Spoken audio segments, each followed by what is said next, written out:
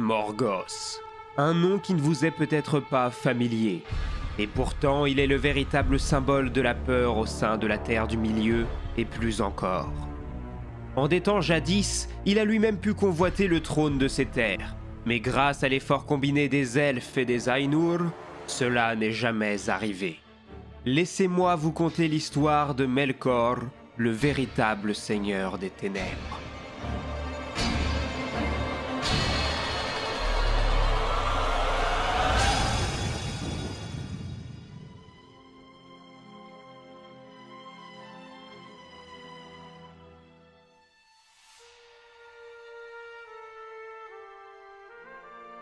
Comme ses pères Ainur, Melkor est une création d'Eru Iluvatar.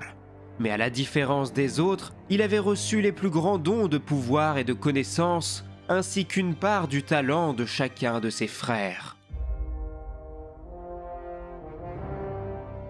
À cette époque ancestrale où tout n'était que musique, orchestrée par Eru Iluvatar, Melkor tenta une première fois d'imposer sa propre composition, et dans sa solitude, il s'était mis à concevoir des pensées qui lui étaient propres, mais également étrangères à celles de ses frères. Une première lutte avait alors pu s'engager. Deux mélodies concouraient, et elles s'opposaient entièrement. L'une était large et ample et belle, mais lente et mêlée d'une tristesse incommensurable d'où elle tirait sa beauté, tandis que l'autre était bruyante, vaine et sans cesse répétée. Son harmonie était pauvre, et au milieu de cette lutte, Iluvatar se leva, et sa figure était terrible à voir. Puis il leva les deux mains, et d'un seul accord plus profond que l'abysse, plus haut que le firmament, aussi perçant que la lumière de l'œil d'Iluvatar, la musique cessa. Ainsi vint la première leçon qu'Eru Iluvatar allait prodiguer à ses fils. Puissants sont les Ainur, et Melkor le plus puissant d'entre eux. Mais afin qu'ils sachent, ainsi que tous les Ainur, que je suis Iluvatar, ces choses que vous avez chantées, je les rendrai manifestes, que vous voyiez ce que vous avez fait. Et toi, Melkor, tu verras qu'aucun thème ne peut être joué qui ne trouve en moi sa source première, et que nul ne peut altérer la musique contre mon gré. Car qui s'y essaye se révélera mon seul instrument en la création de choses plus merveilleuses que lui-même n'avait pas imaginées. Cette réprimande couvre de honte Melkor, ce qui entraîne la naissance d'une immense colère au fond de lui. Mais de cette leçon naquit également la terre d'Arda. Un tout nouvel univers s'offrait désormais aux Ainur.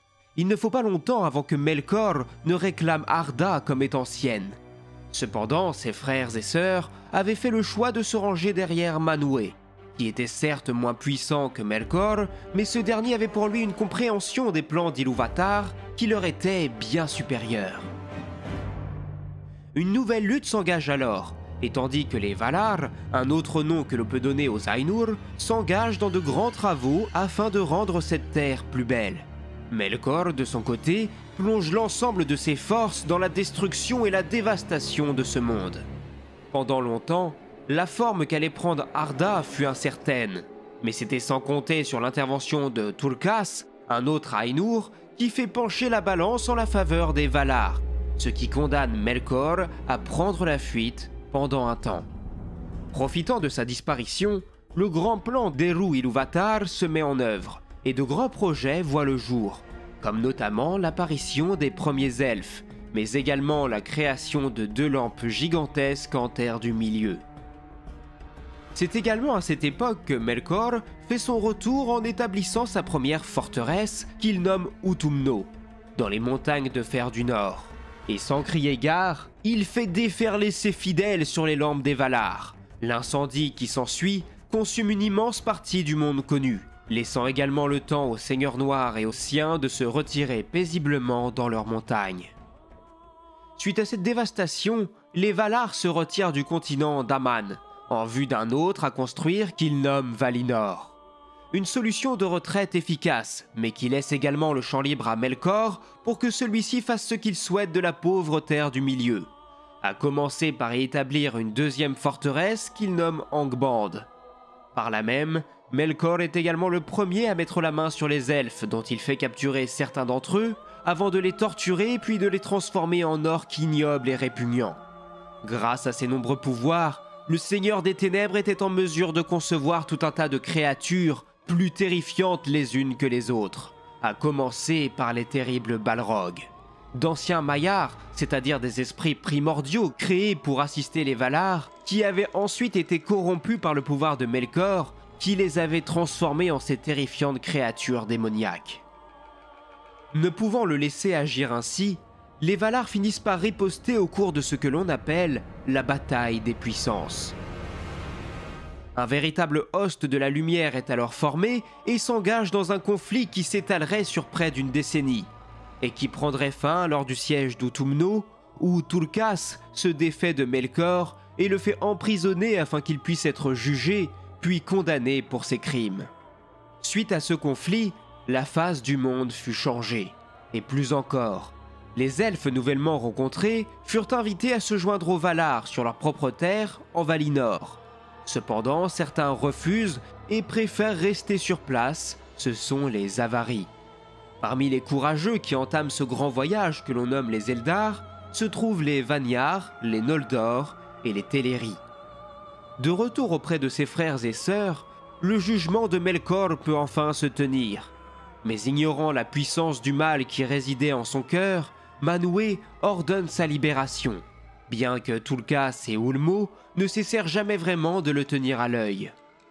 Dès lors, Melkor prodigue avis et conseils à qui souhaite l'entendre, et n'oubliant jamais vraiment que les elfes avaient été les principaux responsables de sa chute, il jette son dévolu sur les Noldor, qui, selon ses dires, sont les plus ouverts à ses idées. Ainsi, pendant des années, Melkor tisse toute une splendide toile de mensonges concernant les intentions des Valar vis-à-vis des elfes, mais également des hommes à naître, dont les elfes n'avaient justement jamais été mis au courant. Peu à peu, le doute s'installe.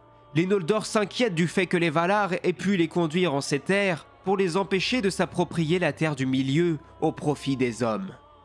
Parmi les oreilles attentives, nous retrouvons celle de Fëanor, fils de Finwë, roi des Noldor, qui se montre le plus bruyant et le plus véhément vis-à-vis de leurs hôtes et en vient presque aux mains avec son demi-frère Fingolfin. Un grand conclave est alors organisé pour faire toute la lumière sur cette affaire, et le rôle de Melkor est ainsi révélé.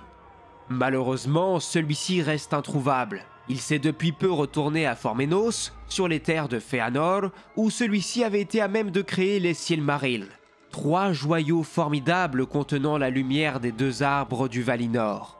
Il n'en fallait pas plus pour que la convoitise de Melkor ne s'éveille.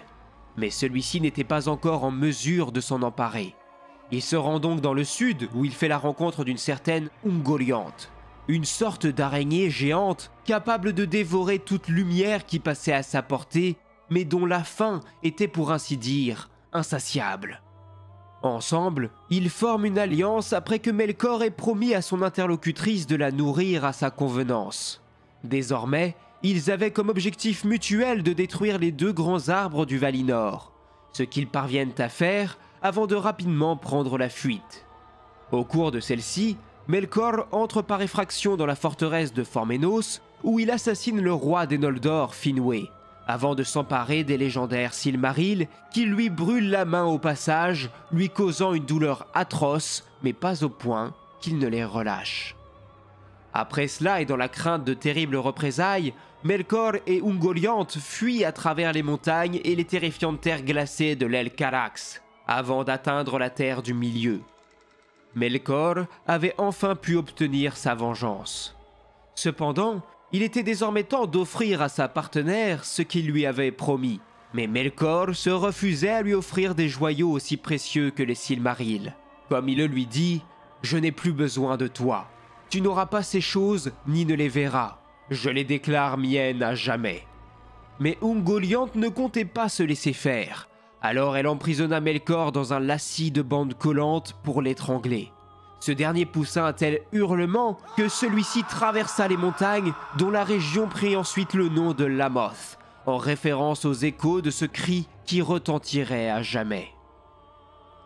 Néanmoins, Cette attaque de l'araignée et ce cri de Melkor permit le réveil de ses anciens serviteurs Balrog, qui vinrent à son secours et mirent en déroute la créature qui se retira dans le Beleriand, dans les hauteurs qui prendraient le nom des montagnes de la terreur. Melkor, quant à lui, se retira dans sa forteresse d'Angband pour la rebâtir, alors qu'il ne se trouvait qu'à 150 lieues à peine de la demeure du grand roi Thingol. Du côté du Valinor, le trouble ne fait que commencer. Les actes odieux de Melkor lui valent de se faire surnommer Morgoth, l'ennemi noir par Fëanor, l'héritier de Finwë qui se lance dans une vaste quête de vengeance aveugle, et convainc ainsi son peuple de se joindre à lui dans sa lutte. Mais cet acte est très mal perçu par les Valar, ainsi que par certains Eldar d'autres grandes maisons. Fëanor et les siens se lancent donc dans un immense périple au cours duquel ils en viennent même à combattre certains des leurs afin de s'emparer de leurs navires et par là même, alors qu'ils finissent par traverser le grand océan, ils se refusent à utiliser leurs navires pour faire traverser la troupaille de Fingolfin, pourtant son propre demi-frère, qui parvient néanmoins à trouver une autre voie pour leur peuple en empruntant la dangereuse voie de l'Elcarax. Après avoir appris le débarquement des Noldor et l'accueil de ceux-ci par le roi Thingol, Morgoth, qui avait fait sertir sa couronne de fer des 3 Silmarils, fait se déverser l'ensemble de ses orques dans le Beleriand afin de prendre ses adversaires par surprise. Mais ceux-ci n'étaient que de minables adversaires pour des elfes expérimentés et revanchards. Mais par malheur et dans son arrogance, Fëanor se lance à la poursuite de ses ennemis, persuadé qu'il les mènerait directement auprès de Morgoth, ce qui a pour unique résultat de le conduire à sa propre perte des mains de Gothmog, le grand seigneur des Balrog. Dans ces ultimes instants, les fils de Fëanor jurèrent de mener à son terme le serment qu'ils avaient fait d'un jour obtenir leur vengeance. Conscient d'avoir frappé un grand coup, Morgoth en profite pour envoyer des émissaires afin de réclamer la reddition des Noldor. Des ambassadeurs sont alors désignés, mais la rencontre s'avère logiquement être un piège dans lequel est pris Maethros, le fils héritier de Fëanor. Dès lors, celui-ci se retrouve enchaîné sur le flanc d'une montagne, condamné à attendre le jugement dernier. Mais au même moment, c'est l'escorte menée par Fingolfin qui atteint la terre du milieu. Fort logiquement et suite à leur abandon, les tensions sont particulièrement élevées entre les fils de Fëanor et leur oncle. Mais pour apaiser les tensions, Fingon, le fils de Fingolfin, se met en tête de libérer Maethros, ce qu'il parvient à faire grâce à l'aide de Sorondor, le seigneur des aigles, qui lui permet d'atteindre la position de son cousin, où il peut le libérer de ses entraves en lui tranchant la main. De cet acte d'une grande bonté résulte l'élévation du nouveau seigneur des Noldor en la personne de Fingolfin, suite au désistement du miraculé Maethros. Et de nouveaux royaumes s'installent dans les terres du sud d'Angband, depuis lesquels ils peuvent contenir toutes les prétentions de Morgoth en établissant une frontière claire entre leurs territoires respectifs. Pour autant, cela n'empêchait pas l'ennemi noir de lancer quelques offensives, bien que celles-ci soient régulièrement synonymes d'échec pour ses troupes.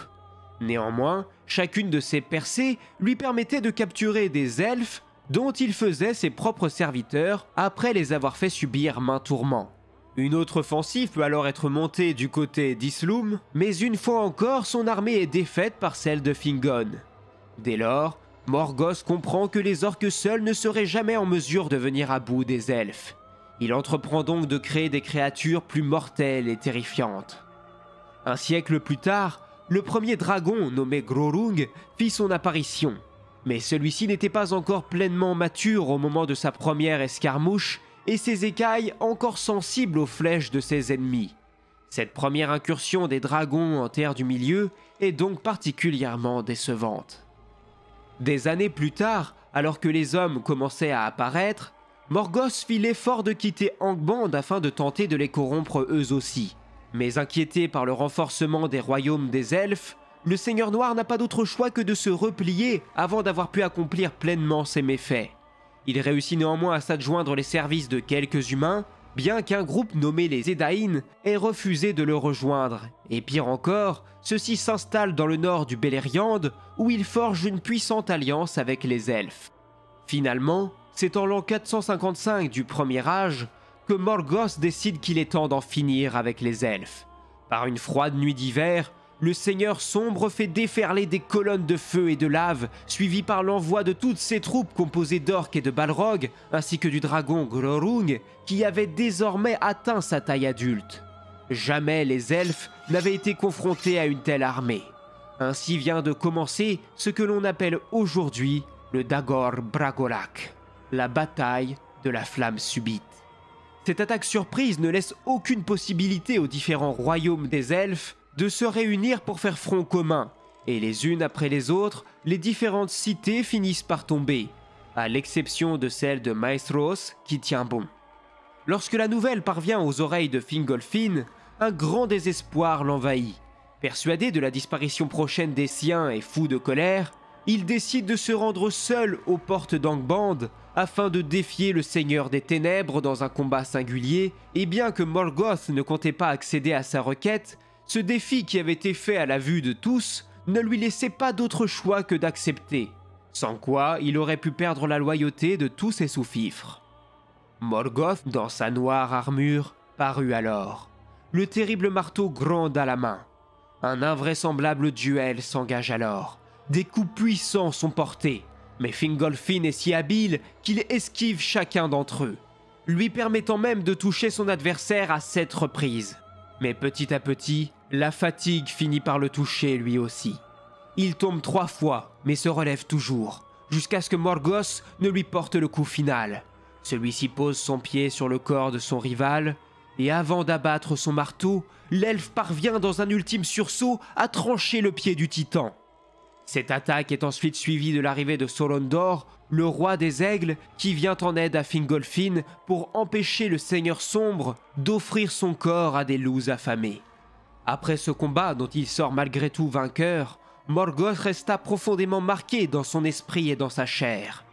Pire encore, dans sa hâte, le Seigneur Noir s'était montré impatient et avait lancé son assaut précipitamment, ce qui avait ainsi permis aux Edain et aux elfes d'encaisser le choc, puis de progressivement rassembler leurs forces, ce qui l'oblige une fois encore à faire se retirer ses propres troupes. Vient ensuite l'histoire de Beren, un humain de la maison de Beor, et de Lucienne, fille du roi Singol. 2 êtres éperdument amoureux dont le mariage ne serait autorisé que si Beren parvenait à s'emparer de l'un des Silmarils. Les amoureux s'engagent donc dans une périlleuse quête qui les mène directement dans la forteresse du roi sombre, où le chant de la jeune elfe fait s'endormir toute la cour, ce qui donne l'occasion à Beren de s'emparer de l'un des joyaux avant de prendre la fuite, terrifié par l'éventuel réveil du Seigneur Noir.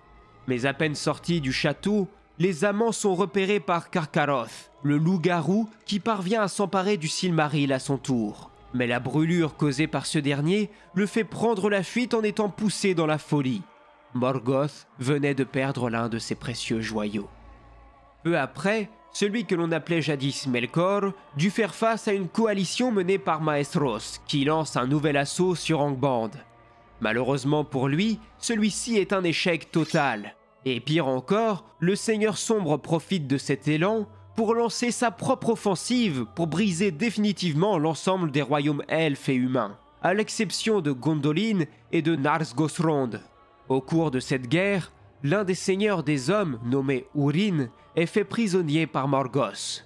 Celui-ci espérant pouvoir l'interroger pour découvrir la localisation de la cité de Gondolin. Mais malgré tous les tourments et la torture infligée par le Seigneur Noir et ses sbires tels que le balrog Lungorsin, nul n'arriva à faire parler Urin. De ce fait, Morgoth jette son dévolu sur Maeglin, le petit-fils de Fingolfin, afin de découvrir où se trouvait la cité. Contrairement à Urin, celui-ci ne supporte pas les tourments infligés par le Seigneur des Ténèbres et finit par révéler le terrible secret avant de devenir l'un des agents de Morgoth après avoir passé un accord avec ce dernier. Grâce aux informations du traître, l'invasion de Gondolin peut enfin se faire et sans même que les elfes n'aient le temps de crier gare, la cité est assiégée et ne pouvait que tomber. Tous les royaumes des elfes avaient été vaincus à l'exception de l'île de Balar, gouvernée par Earendil, qui, voyant le désespoir causé par Morgoth, se décide à tenter le plus périlleux des voyages afin de requérir l'aide des Valar. Convaincu par ce dernier, les Valar se décident enfin à se rendre de nouveau en Terre du Milieu pour affronter Morgoth. Quelque chose que le Seigneur des Ténèbres, dont la compassion était quelque chose d'inconnu, n'aurait jamais pu imaginer. Pris par surprise, il jette l'ensemble des ressources d'Angband dans la bataille qui s'étend sur tout le Beleriand. Finalement, les forces de Morgoth furent vaincues. La majorité des Balrogs disparut définitivement, ne laissant qu'une dernière arme au Seigneur Noir pour tenter de l'emporter. Il convoque donc ses dragons, à commencer par le terrible Ankalagon, ce qui causa toujours plus de dévastation. Fort heureusement, le courage des Arendil, associé aux grands aigles, leur permit de reprendre l'avantage. Ainsi, Morgoth se retira aussi loin possible sous terre qu'il le put, mais il fut malgré tout retrouvé par les Valar et le lièrent avec la chaîne d'Angainor. Puis il fut repoussé à travers la porte de la nuit, dans le vide intemporel, condamné à errer en dehors du temps et de l'espace. Il était certes vaincu, mais jamais l'influence de Morgoth ne disparaîtrait vraiment de la Terre du Milieu.